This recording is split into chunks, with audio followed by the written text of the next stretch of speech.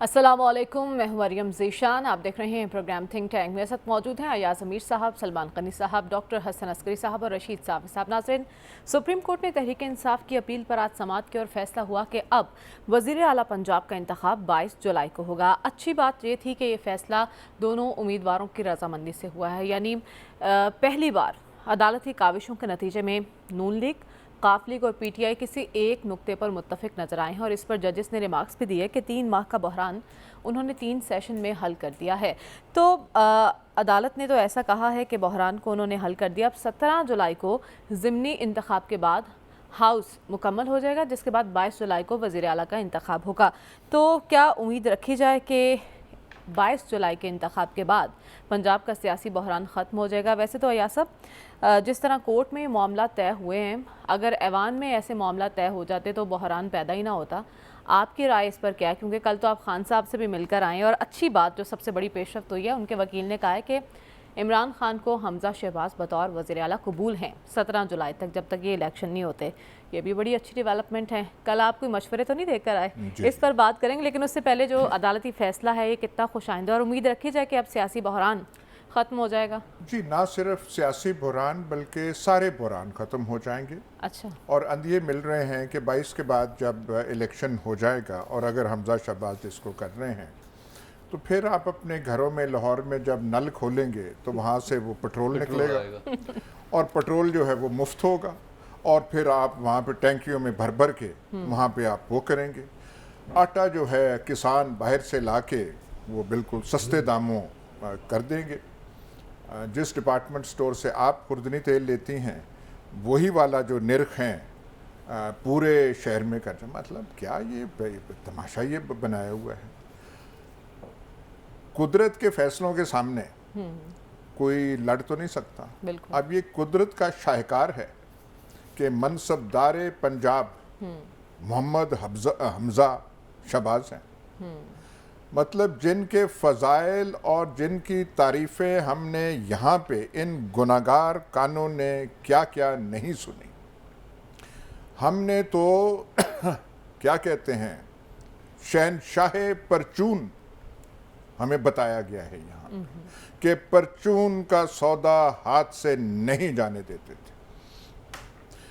और जब ये गुनाहगार अपने गुनाहों की पादाश में दर दर भटकते भटकते ये अजीम महफिल के मेंबर हुआ करते थे, पेशतर इसके के याद दहानी वहाँ से आए, तो हमें बताया जाता था कि शर्फ मुलाकात, शर्फ बारियाबी के लिए एक शर्त ज़रूरी है कि पार्टी के लिए कुछ फंड देना पड़ता है। अब वो हस्बे इस्तेदाद था। 15 लाख, 20 लाख, अच्छा, 25 लाख, उन सस्ते ज़मानों में जब रुपए की कुछ कदर थी।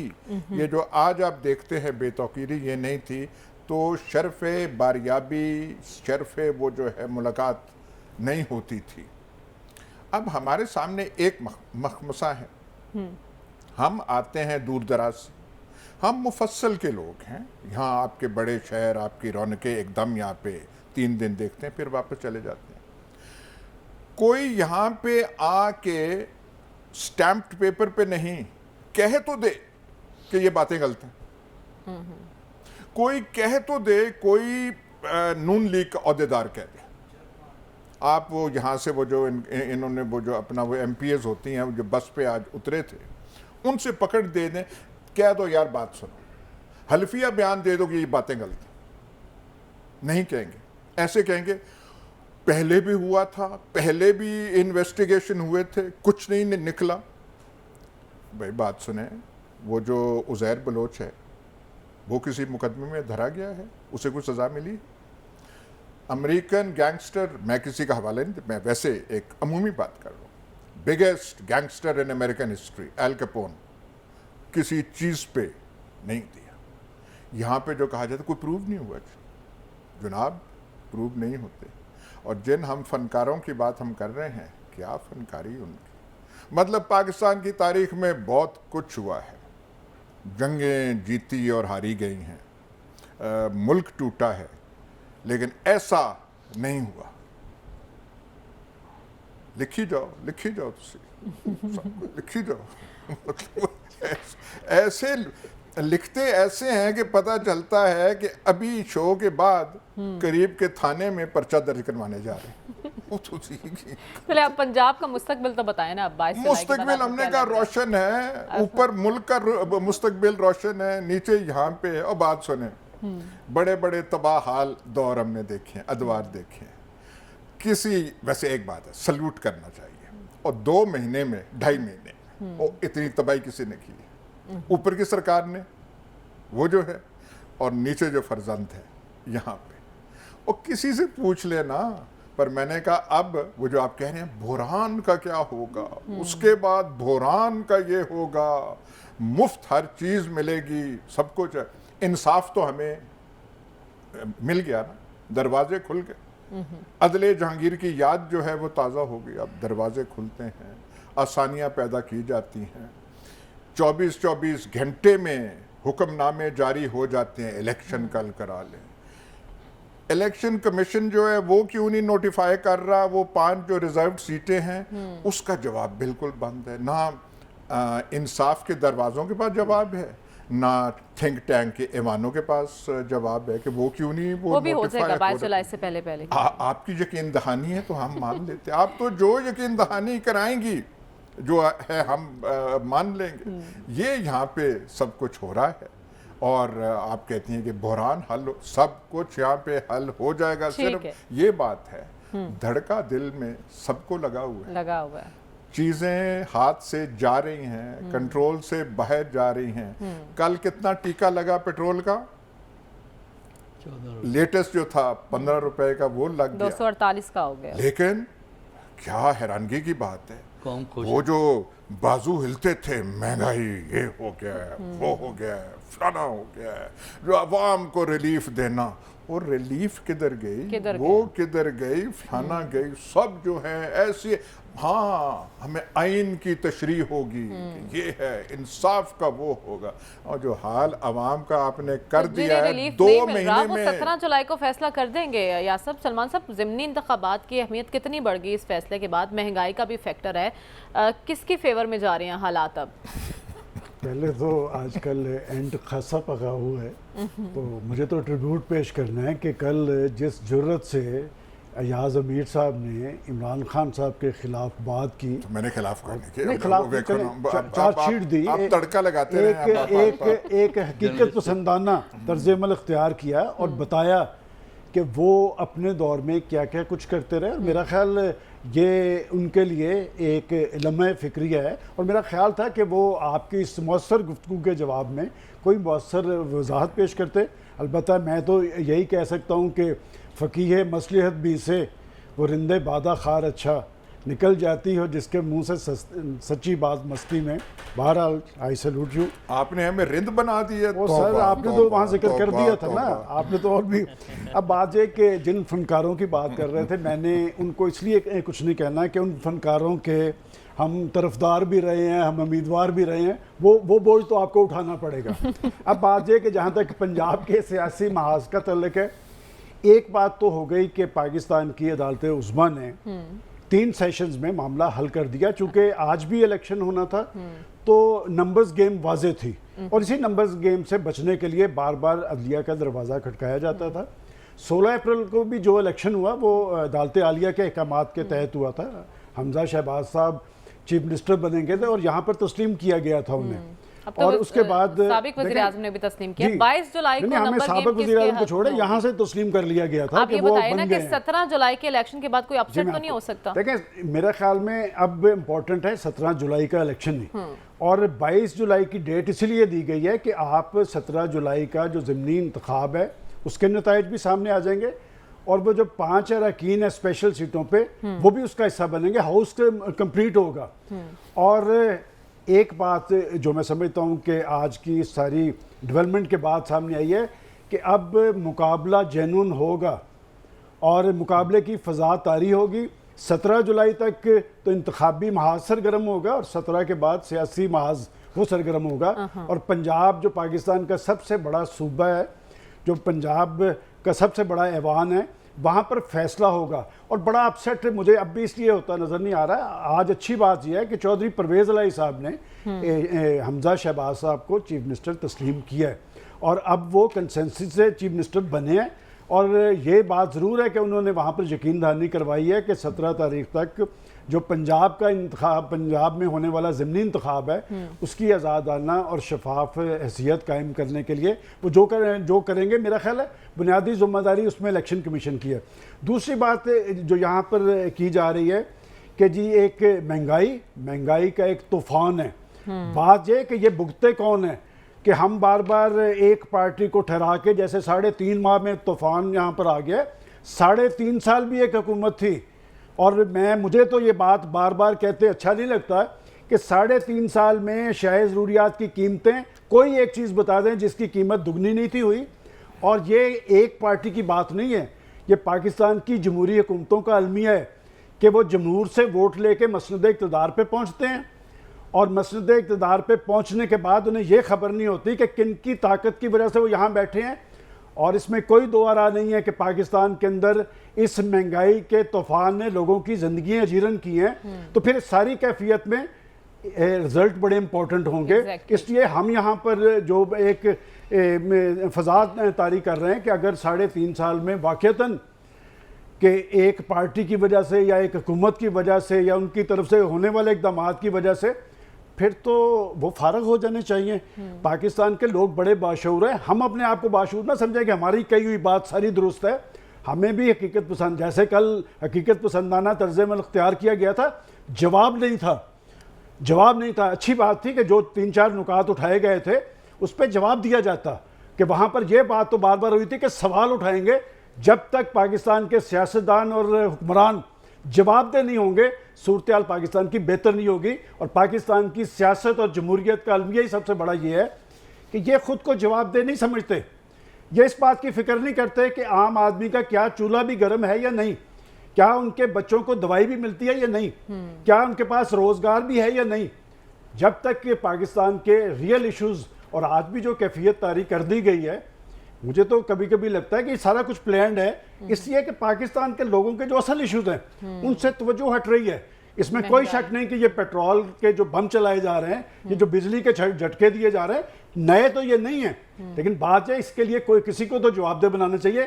کیا اس اشرافیہ کی یا حکمران ٹولے کی عیاشیوں اور بدماشیوں میں کسی قسم کی کمی آئی ہے؟ کوئی کمی نہیں آئی. آپ ہر آنے والے دن کے اندر لوگوں پر اگر عرصہ یاد تنگ کریں گے تو اس آپ کی ڈیموکریسی کے آگے بڑا سوالیہ نشان کھڑا ہوگا. اور جو جمہوریت ڈیلیور نہیں کرتی اسے آپ جمہوریت قرار نہیں دے سکتے. پھر میں آخری بات یہ کہتا ہوں کہ جی 22 تاریخ کو پنجاب کے قائد ایوان کا انتخاب ہونے جا رہا ہے. کاش پنجاب کے اندر بحرانی کیفیت کا خاتمہ ہو، لیکن ایک مائنڈ سیٹ سیاست کے اندر موجود ہے جس نے یہ طے کر رکھا ہے کہ کھیڑیں گے نہ کھیڑن دیں گے. آپ میری بات لکھ کے رکھ لیں، 22 جولائی بھی آ جائے گی اور 17 کے بعد ایک نیا فضا طاری کر دی جائے گی کہ ضمنی انتخابات کے اندر دھاندلی ہو گئی، دھونس سے کام لیا گیا.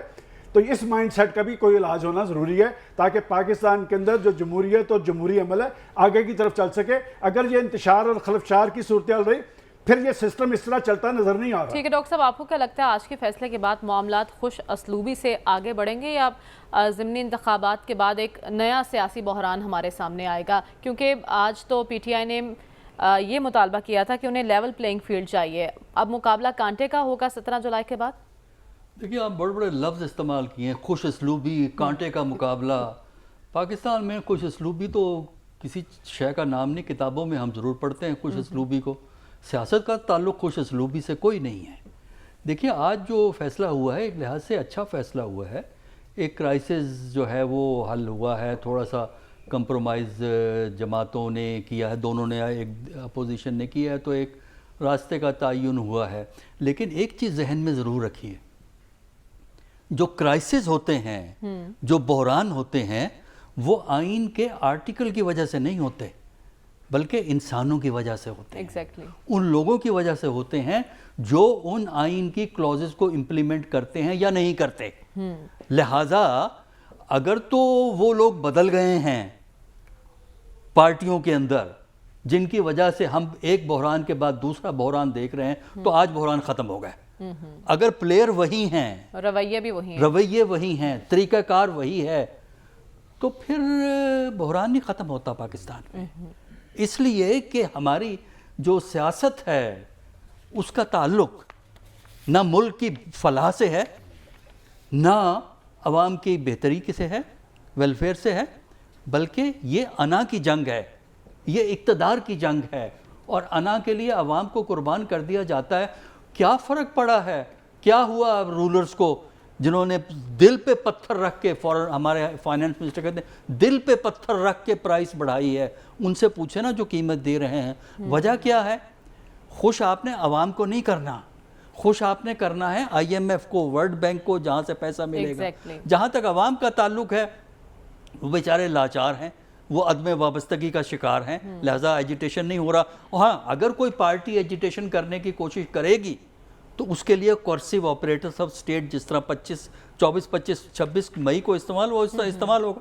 لہذا یہ فیصلہ بڑا کلیئر ہے، آپ نے آئی ایم ایف کی پالیسی کو فالو کرنا ہے، عوام پہ برڈن ڈالنا ہے، اگر کوئی عوام کو موبلائز کرے گا اس کو پھینٹی لگا دو۔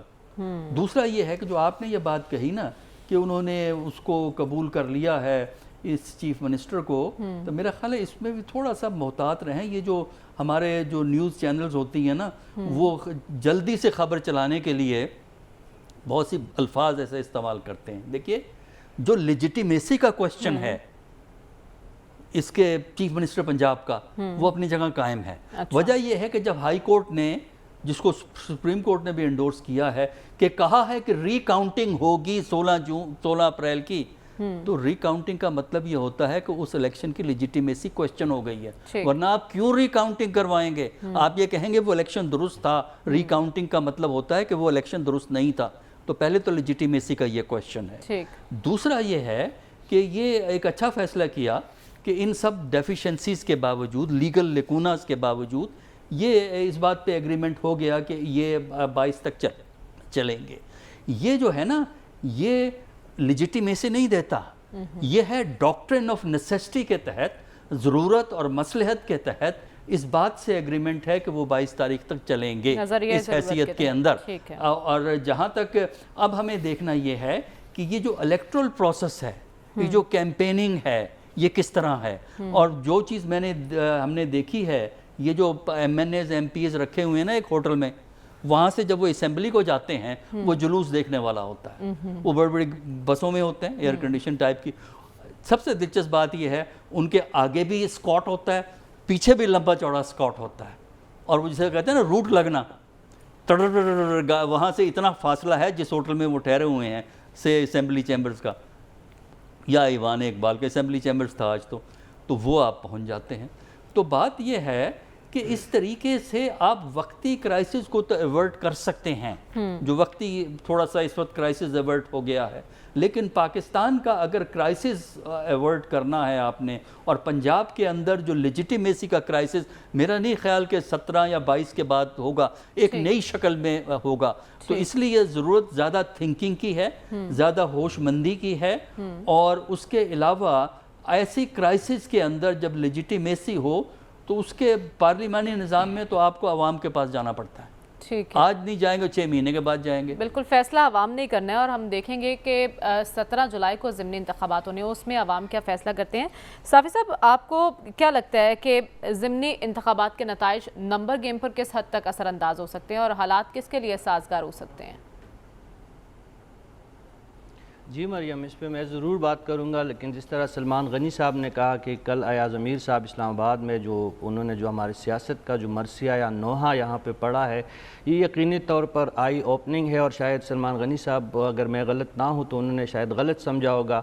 پشتو کی ایک کہاوت ہے، میں وہ کہہ دوں کہ لورے تاتے وائما انگورے تے واورا، یعنی بیٹی مخاطب آپ ہو لیکن میں سنانا چاہتی ہوں بہو کو۔ تو ایاز صاحب نے تو یقینی طور پر اس وقت ان کے سامنے عمران خان صاحب بیٹھے تھے، لیکن ان کا جو مخاطب تھے وہ کوئی اور تھے، اور وہ واقعی وہ میسج پہنچ گیا تھا، اور میرے جیسے طالب علم کے لیے وہ ایک آئی اوپننگ ان کی سپیچ تھی۔ تو وہ تو واقعی ان کا ایک احسان ہے کہ انہوں نے اتنے بڑے مسئلے کو ایک پورے جو ہے ایک مسائل کے ایک پورے سمندر کو ایک کوزے میں بند کیا، تو ان کا اس پہ شکریہ اور ان کی جرأت کو بھی سلام۔ اب آتے ہیں جو آپ نے جو نقطہ اٹھایا ہے یا جو آپ کا آج کا ٹاپک ہے اس پہ بات کرتے ہیں۔ یقینی طور پر جو ضمنی انتخابات ہے اس کی اہمیت انتہائی بڑھ گئی ہے، اور نتائج کا جو نتائج ضمنی انتخابات کے سامنے آئیں گے اس کا جو حمزہ صاحب کے جو دوبارہ رن اپ الیکشن کا کہا گیا ہے سپریم کورٹ نے، تو اس پہ یقینی طور پر اس کے اثرات مرتب ہوں گے۔ اگر پی ٹی آئی نے اپسٹ کیا اور کم بیک کیا اور 50% تک نتائج اپنے ہاتھ میں لے لیے، جو اس وقت مسلم لیگ نون اور ان کے اتحادیوں کو زغم ہے، ان کو یہ ایک اندازہ ہے یا ان کی یہ خوش فہمی ہے کہ ان کی جو الیکٹیبل ہے مسلم لیگ نون کا ووٹ ان کے ساتھ شامل ہو کہ ان کو میجارٹی مل جائے گی۔ اگر میجارٹی ان کو نہیں ملے اور 12-13 سے کم سیٹیں انہیں ملی تو یقینی طور پر مزید ڈرامہ جاری رہے گا، اور شاید آنے والے دنوں میں ہماری سیاست کا یہ خاصہ رہا ہے کہ کچھ اور لوگوں کو عمری کی سعادت مل جائے یا کہیں اور سے کوئی اور اے ٹی ایم کھل گیا، تو پھر یہ جو آپ بحرانی کیفیت اس وقت جس کا ہم ذکر کر رہے ہیں کہ شاید یہ بحران ٹل جائے گا، تو میرے خیال میں بحران پھر بھی جاری رکھ سکتا ہے۔ جس طرح کل ایاز صاحب نے بھی اشارے کے نام سے بات کی کہ اگر کوئی اس بحران کو ایکسٹینڈ کرنا چاہتا ہے یا اس میں مزید کوئی سسپینس ڈالنا چاہتا ہے تو ان کے لیے ابھی بہت زیادہ مواقع پیدا ہوا ہے، وقت مل گیا ہے ایسے کرداروں کو اور ایسے نادیدہ ہاتھوں کے لیے۔ تو میرے خیال میں بحران کا خاتمہ تو اس حد تک ہم کہہ سکتے ہیں جب تک تحریری فیصلہ نہیں آئے گا۔ جس طرح بتایا گیا کہ پہلے بھی کچھ ایسے فیصلے آئے تھے، لاہور ہائی کورٹ ہی کا فیصلہ دے کے پہلے اس پہ پی ٹی آئی کو بہت زیادہ اطمینان حاصل ہوا، لیکن بعد میں جب انہیں اندازہ ہوا کہ یہ فیصلہ گرچہ بظاہر ان کی ہی اس پہ درخواست پہ عدالت لاہور ہائی کورٹ نے ایک حکم جاری کیا تھا، لیکن بعد میں اندازہ ہوا کہ وہ فیصلہ ان کے حق میں نہیں جا رہا، تو اس وقت میرے خیال میں مسلم لیگ نون کو بھی تحریری فیصلہ جو آج رات جاری ہونے کا امکان ہے، اس وقت تک ہمیں صورتحال تبھی کلیئر ہوگی کہ تحریری فیصلہ میں اعلیٰ عدالت نے کیا احکامات جاری کیے ہیں۔ لیکن اس پورے سیناریو میں مجھے جو ایک مثبت بات نظر آئی ہے وہ یہ ہے کہ بڑی سیاسی جماعتیں مسلم لیگ قاف اور پی ٹی آئی پنجاب کی جو اس وقت اسمبلی میں موجود ہے اور مسلم لیگ نون کا ایک نقطے پر اتفاق ہوا، وقتی طور پر صحیح، اور لیکن یہ ہے کہ شہباز شریف حمزہ شہباز جو ہے وہ وقتی طور پہ اس کو وزیر اعلیٰ کے منصب پہ تسلیم کیا گیا ہے، تو جو آئینی بحران ہمارے سامنے موجود تھا وقتی طور پہ وہ ٹل گیا، لیکن اصل بحران جو اس وقت ہے وہ پنجاب حکومت کی تو اپنے مسائل ہوں گے، لیکن اصل بحران کا سامنا عوام کو ہے، مہنگائی کا ہے، پیٹرول کی قیمتیں میرے خیال میں 300 پہ بھی اگر رک گئی تو شاید یہ بڑی مہربانی ہوگی اس حکومت کا۔ اصل بحران تو بدستور وہی ہے جس کی طرف ایاز صاحب نے بھی شروع میں اشارہ کیا کہ مسائل جو موجود ہیں مہنگائی کا، جو گڈ گورننس کے مسئلے ہیں، جب تک یہ مسئلے حل نہیں ہوں گے تو وقتی طور پر سیاسی بحران آتے بھی رہیں گے اور ٹلتے بھی رہیں گے، عوام کے مسائل اسی طرح برقرار رہیں گے۔ کیا سیاستدان ان مسائل کو حل کرنے اور بحران کے خاتمے کے لیے سنجیدہ ہیں، اور کیا واقعتاً ایسا مائنڈ سیٹ موجود ہے کہ نہ کھیلیں گے اور نہ کھیلنے دیں گے؟ اسی پر بات کریں گے اس بریک کے بعد۔ اسٹے ود اس۔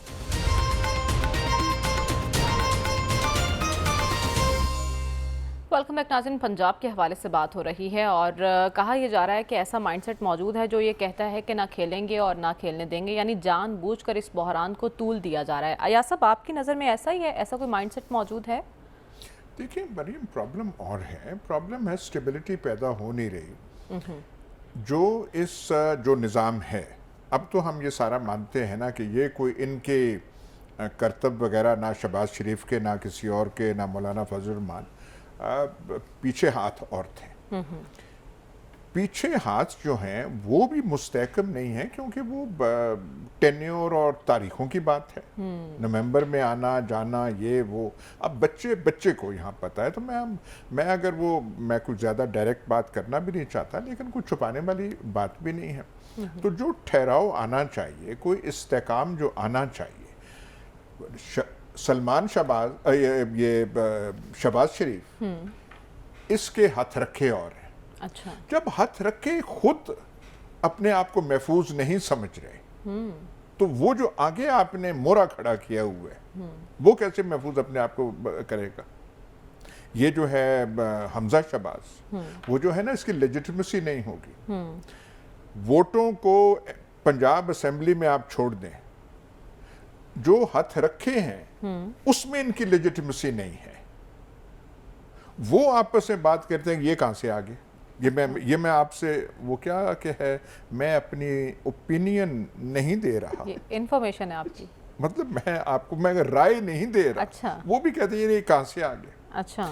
اس کے بارے میں ترلے کیے گئے تھے، منتیں کی گئی تھی کہ یہ لوا لو تھوڑی دیر واسطے کہ سی وی درست ہو جائے، چیف منسٹر وہ پنجاب رہیں گے. کیونکہ تب بھی کہا گیا تھا جب یہ بندوبست تیار ہو رہا تھا کہ یار آپ وزیر اعظم ہیں تو یہ کیا آپ کر رہے ہیں. ان کا نہیں یہ کر لیں وہ کر لیں. تو یہ مطلب ہے کہ اس ریت پہ یہ آپ نے گھروندہ جو ہے وہ بنایا ہوا ہے.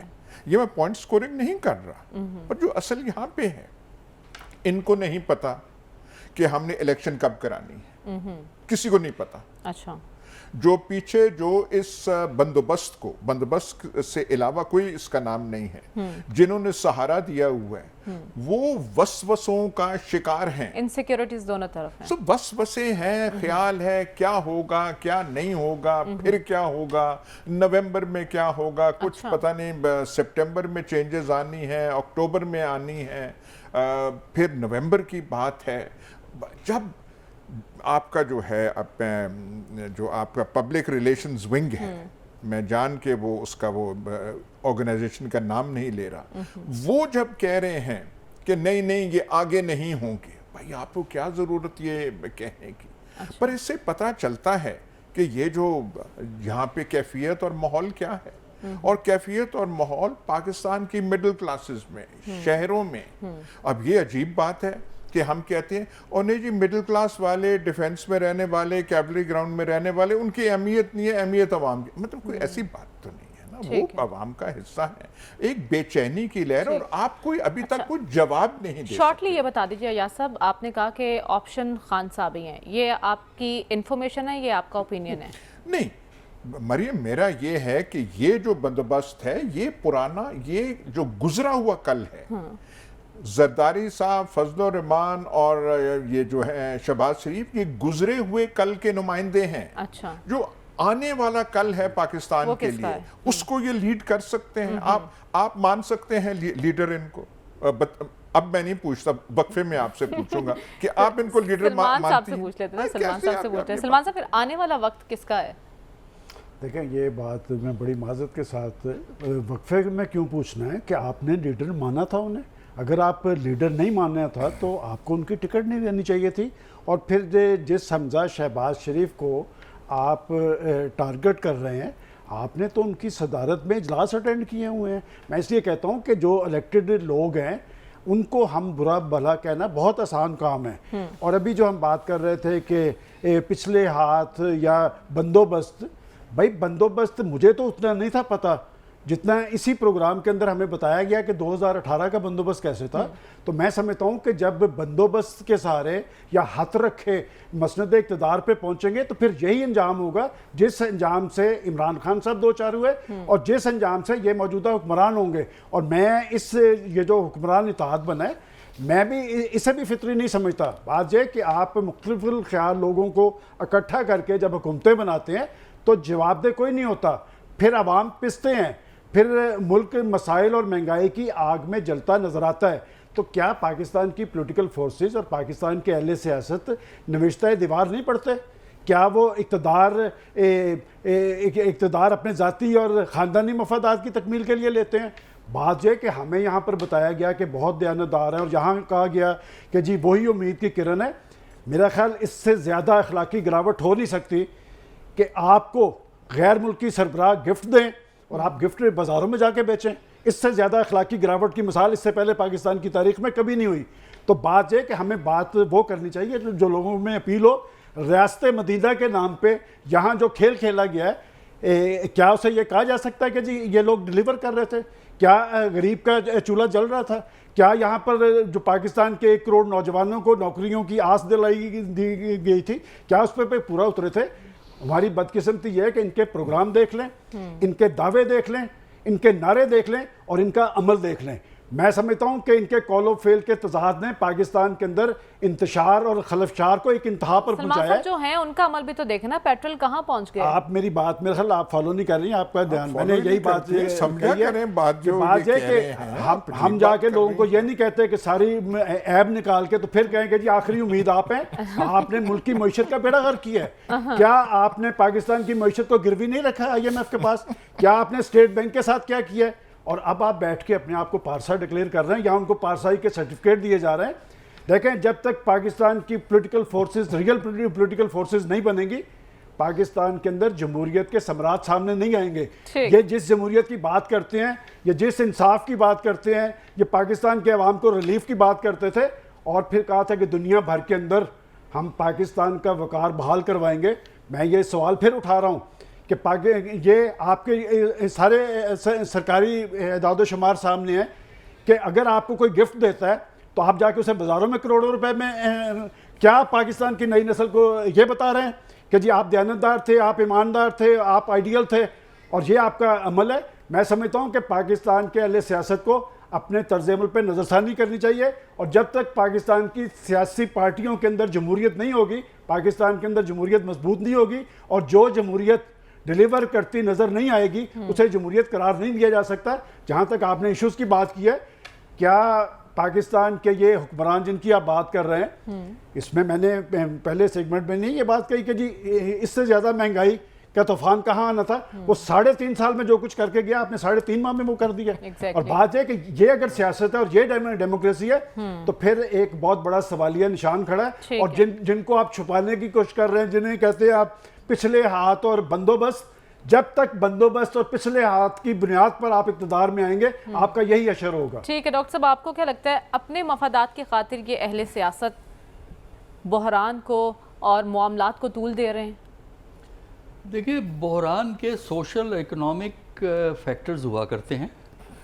جب تک آپ لیڈرشپ، آپ نے بحران کو سمجھنا ہے تو سب سے پہلے لیڈرشپ کو سمجھیے کہ جو آپ کے ہاں لیڈرشپ ہے وہ کدھر سے آئی ہے اور اس کی اورینٹیشن اور سوچ کیا، اس کے پاس کوئی ویژن ہے، کوئی ویژن ہے؟ دیکھیں نا اس کا، پھر اس کے بعد یہ ہے کہ ان کا فوکس کیا ہے۔ دیکھیں نا اب ہمارے ہاں ایک تو آپ یہ کیجئے نا، جو آپ کے ٹاپ کے ایلیٹ ہیں، جو پولیٹکس میں بھی ٹاپ کے بڑے بڑے نام ہیں، خاندان ہیں، اچھا اسی طرح بیوروکریسی میں بھی مل جاتے ہیں، فوج میں بھی مل جاتے ہیں، ایک چیز اسٹڈی کر کے دیکھ لیجئے کہ ان کا فوکس پاکستان پہ اس وقت اس حد تک ہے جس حد تک ان کا اقتدار ہے، جس حد تک ان کی حیثیت ہے۔ ذرا یہ تو چیک کر لیں کہ ان لوگوں کے جو میل چلڈرن ہیں ان میں سے اچھی خاصی تعداد کس جگہ ہے؟ وہ پاکستان میں رہتے ہیں، پاکستان میں نوکری کرتے ہیں، پاکستان میں پڑھتے ہیں، بالکل نہیں، یا آسٹریلیا سے شروع کر کے امریکہ تک، ایک اینڈ، دنیا کے ایک اینڈ سے دوسرے اینڈ تک آباد ہیں۔ تو وجہ اس کی یہ ہے۔ دوسرا یہ ہے کہ آپ لیڈرشپ کو دیکھیے، آپ چلیے یہ اس میں آپ بحث میں پڑے رہیں گے، اس نے 4 سال میں یہ کیا، 3.5 میں یہ کیا، اس نے 3 ماہ میں یہ کیا، چھوڑیے ان باتوں کو، ہر حکومت ہماری اسی طرح کرتی ہے۔ یہ تو آپ دیکھیں نا پچھلے 3 مہینے میں عمران خان کے جو گناہ تھے ان کا جس کا تذکرہ ہوتا تھا، ان کی ریکٹیفیکیشن کے لیے کوئی ویژن دیا ہے آپ کو؟ کوئی مجھے آپ یہ بتا سکتے ہیں کہ ہمارے پرائم منسٹر نے کوئی ایسا ویژن دیا ہو کہ ہمارے جو اکنامک پرابلمز ہیں، جب تک آپ اکانومی کو ہینڈل نہیں کر سکتے، آپ کچھ کر لیں، لیڈرشپ کہیں سے لے آئیں، کسی خاندان سے لے آئیں، وہ خراب ہوگی۔ اور عوام کی فلاح اس لیے ممکن نہیں ہے کہ لیڈرشپ کا کام جو ہے نا وہ یہ نہیں ہے کہ over a period of time economy کو وائبل کریں۔ ان کا کام یہ ہے کہ میرا اقتدار کس طرح بچ سکتا ہے۔ اگر آئی ایم ایف کو پیسے لے کے اقتدار بچ سکتا ہے تو ہم پیسے لیں گے، اگر اس کو گالی دے کے اقتدار ملتا ہے تو ہم وہ بھی۔ آپ کہہ رہے ہیں ہمارے پاس ایسی لیڈرشپ کا فقدان ہے؟ لیڈرشپ کا فقدان کے علاوہ ایک سوچ کا فقدان ہے جو پاکستان میں تبدیلی کی بنیاد۔ پاکستان میں اس وقت رولنگ ایلیٹ کے پاس، ہماری حکومت کے پاس کوئی ویژن نہیں ہے کہ اکانومی کو کس طرح ڈیل کرنا ہے، اور جب تک آپ کی اکانومی بیرونی سورسز پہ ریلائی کرے گی اس وقت تک آپ کبھی بھی ایک ایسا میسج لوگوں کو نہیں دے سکتے کہ ان کو امید ہو. تو ہمیں اس وقت نا امیدی ہر جگہ نظر آتی ہے علاوہ لیڈرشپ میں. ایگزیکٹلی نا امیدی ہر جگہ دکھائی دے رہی ہے. لیکن صافی صاحب، ڈاکٹر صاحب کہہ رہے ہیں کہ لیڈرشپ کا فقدان ہے، تو پھر آپشن کیا ہے پاکستان میں؟ جی آپشن الحمدللہ 22-23 کروڑ عوام ہے، تو جو امیدی اور ناامیدی کی جو ایک بحث چلی ہے، تو میں ادب کے ساتھ جو ایاز صاحب نے کل جو بات کی تھی چوائس کی، آخری چوائس کی، تو یقینی طور پر عمران خان صاحب ایک بہتر چوائس تو ہو سکتے لیکن آخری امید نہیں ہے. ان کے اس بیان سے جو میں بہت ہی ادب کے ساتھ اس سے تھوڑا سا مجھے بھی اختلاف ہے کہ اس سے تھوڑی سی نا امیدی شاید پیدا ہو جائے. خدا ہم نے دیکھا نا قائد اعظم محمد علی جناح ایک سال کے بعد وہ نہیں رہے تھے، اس کے بعد بھی پاکستان الحمدللہ چلتا رہا. لیاقت علی خان جو ہے ان کی شہادت کے بعد بھی پاکستان قائم رہا. ذوالفقار علی بھٹو اور بے نظیر بھٹو، ان کے بعد بھی پاکستان قائم رہا. تو اللہ عمران خان صاحب کا سایہ سلامت رکھ کے ان کی قیادت بھی قائم دائم ہو. لیکن میرے خیال میں ہمیں اتنے زیادہ نا امیدی یا صرف ایک ہی نقطے پہ ہمیں مرتکز نہیں ہونا چاہیے. اب آپ نے سازش کی بات کی، تو سازش کا لفظ جو ہے شاید پاکستانیوں کا پسندیدہ ہے، اور اسپیشلی سیاست کے حوالے سے. آج ہم نے دیکھا جو صدر پاکستان ہے، جن کے محبوب قائد عمران خان ہے، اور ان کو میرے خیال میں حق بھی حاصل ہے کہ وہ اگر ان کے پسندیدہ وزیر اعظم تھے تو ان کے ایک طویل جدوجہد اور رفاقت ہے دونوں کے ایک دوسرے کے ساتھ. وہ ڈونلڈ لو کا تو کچھ نہیں ہوا. جس سازش کا کل مشورہ دیا ایاز صاحب نے، بالکل سامنے بیٹھے تھے کہ یار اس سازش کا خان صاحب کو اب پیچھا انہیں چھوڑ دینا چاہیے، اس ڈونلڈ لو کا تو آج تک کچھ نہیں ہوا. لیکن ڈونلڈ بلوم صاحب جو امریکی سفیر ادھر تعینات ہوئے، تو شاید کل صدر پاکستان کا ضمیر گرمیوں کی چھٹی پہ تھا.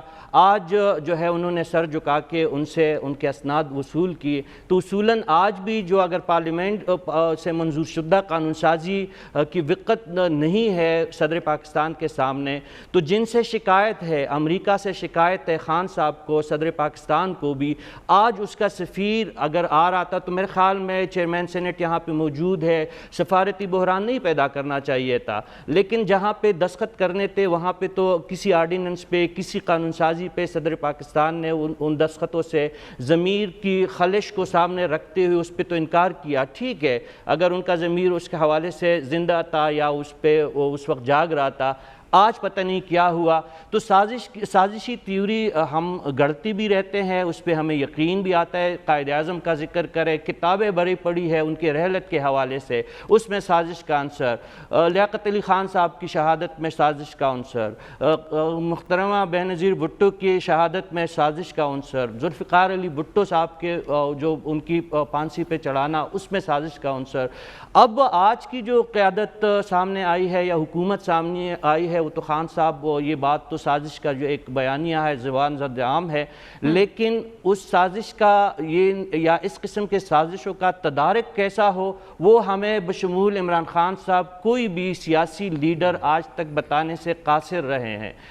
تو بہتر ہے کہ ڈاکٹر حسن عسکری صاحب، ایاز امیر صاحب، سلمان غنی صاحب جیسے دانشور ہم جیسے طالب علموں کو بتائیں کہ سازشیں جس کا ہم تذکرہ تسلسل سے کرتے ہیں، ان سازشوں کو روکیں گے کس طرح، ان سے بچیں گے کس طرح. تو میرے خیال میں جو آپ نے شروع میں کہا تھا کہ کچھ سازشی عناصر اس سیٹ اپ کو نہیں چلنے دیتے، تو کس سیٹ اپ کو انہوں نے چلنے دیا ہے؟ یہ سیاست دانوں کا کام ہے. اور میں آخری بات یہ کہنا چاہتا ہوں کہ چاہے کچھ بھی ہو، جو انسانی تاریخ ہے، جو تہذیب ہے، جو 5-6 ہزار سال کا ریٹن جو ایک تاریخ ہمارے سامنے موجود ہے، اس میں سب سے بہتر جو ایک نظام ہے وہ جمہوری نظام ہے. ڈویبل، اگر بہتر میں نہ کہوں تو بہتر ہوگا، ڈویبل، کوئی آئیڈیل میں نہیں کہتا اس نظام کو. تو میرے خیال میں تسلسل رہنا چاہیے جمہوری اداروں کا، پارلیمان کا، اور اسی میں ان مسائل کا ہمیں ان کی جو ہے حل بھی نظر آ جائیں گے. لیکن اس کے بغیر اگر ہم ہر دوسرے دن کسی سازش کا شکار ہو کے اور اس سازش کا ایک ساتھ بھی سیاستدان ہی بنے اور ساتھی ہی بنے، خود ہی اپنے خلاف سازش کرے. آج جو سپریم کورٹ میں جو پی ٹی آئی گئی ہے، یہ خود ہی اپنے آپ کو پارلیمانی اداروں کو, پارلیمانی نظام کو, جمہوری نظام کو ایک دوسرے ادارے کی جولی میں انہوں نے ڈال دیا. ٹھیک ہے, ان کو فیصلہ یا اچھا لگا ہوگا یا برا لگا ہوگا, لیکن پارلیمان کے اندر ایک مسئلہ اگر حل ہو سکتا تھا تو اس کو ایک دوسرے ادارے کے حوالے کیوں کیا؟ انہوں نے شاید سپریم کورٹ کا ایک بہت ہی معزز اور ایک ہی بہت ہی معتبر بینچ نے اس کی سماعت کی ہے, ان کے فیصلے پہ مجھے کوئی نہ اعتراض ہے اور نہ میں کر سکتا ہوں. لیکن اگر یہ پارلیمان کے اندر ہی یہ فیصلہ حل ہو جاتا, پنجاب اسمبلی کے اندر, قومی اسمبلی کے اندر, سینٹ کے اندر, تو میرے خیال میں سیاست کی توقیر میں بھی اضافہ ہوتا, جمہوریت کی مضبوطی بھی وہ سامنے آتی, اور سازش کا جو ہم روتے رہے ہیں یہ اس کا بھی رونا بھی کم ہوتا. خود اپوزیشن کے وکیل نے وہاں پر 7 دن مانگے ہیں, لیکن انہوں نے 22 جولائی کا, جو انہیں پتا تھا کہ جی ہاؤس کب تکمیل ہوگا, انہوں نے 7 دن مانگے, انہوں نے 22 جولائی کا دن دیا. میں سمجھتا ہوں یہ بھی انہوں نے بحران سے ان کو نکالنے کی ایک اچھا آپشن کوشش کی ہے. ٹھیک ہے, ہمیں بریک کے بعد واپس آنا ہے, اس پر مزید بات کریں گے. Stay with us.